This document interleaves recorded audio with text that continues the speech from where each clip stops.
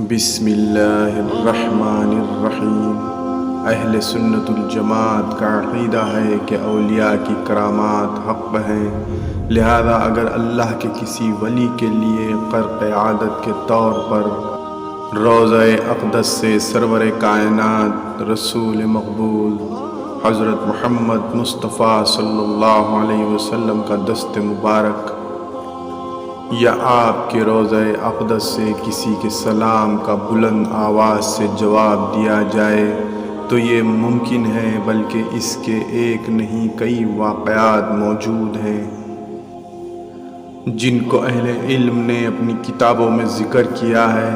اسی سلسلے میں حضرت سید احمد رفاعی رحمۃ اللہ علیہ کا مشہور واقعہ ہے، جو کہ مشہور صوفی بزرگ ہیں۔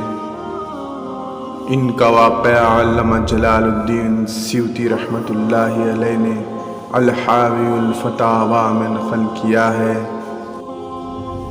سید احمد رفاعی رحمۃ اللہ علیہ جب 555 ہجری میں حج سے فارغ ہو کر زیارت کے لیے حاضر ہوئے اور قبر اطہر کے مقابل کھڑے ہوئے تو یہ 2 شعر پڑھے: فی حالت البعد روحی کنت ارسلها تقبل الارض عنی فہی نائبتی وهذه نوبة الاشباح قد حضرت فامدد یمینک کی تحظی بها شفتی۔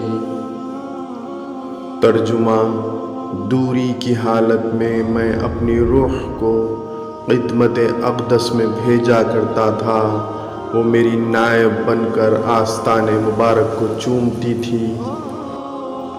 اب جسم کی حاضری کی باری ہے، اپنا دست مبارک عطا کیجیے تاکہ میرے ہونٹ اس کو چومیں۔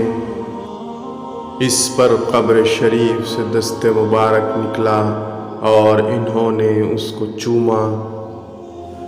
حضرت شیخ الحدیث مولانا محمد زکریا خان دہلوی رحمۃ اللہ علیہ نے فضائل حج میں البنیان المشید کے حوالے سے لکھا ہے کہ اس وقت تقریباً 90,000 کا مجموعہ مسجد نبوی میں موجود تھا، جنہوں نے اس واقعے کو دیکھا اور حضور صلی اللہ علیہ وسلم کے دست مبارک کی زیارت کی، جن میں حضرت محبوب سبحانی قطب ربانی شیخ عبد القادر جیلانی رحمۃ اللہ علیہ کا نام نامی بھی ذکر کیا جاتا ہے۔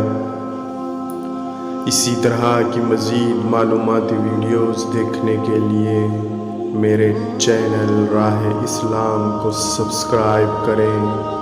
اللہ حافظ۔